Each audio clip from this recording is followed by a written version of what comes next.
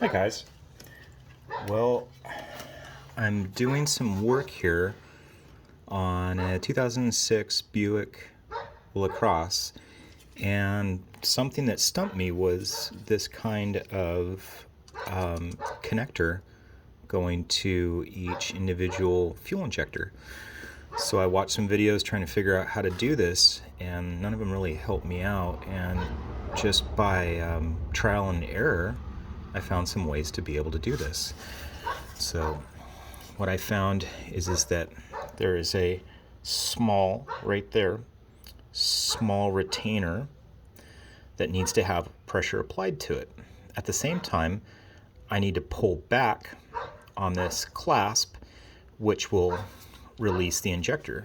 I found a way to be able to do it by pressing down with a fine instrument, pick, things like that, apply pressure, pull back.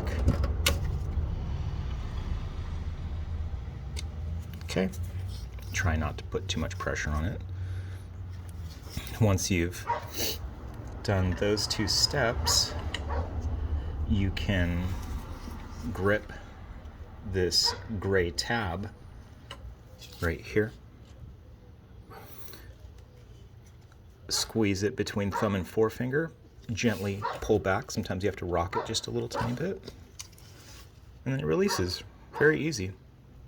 Thank you. Hope you enjoyed, and I hope that helps.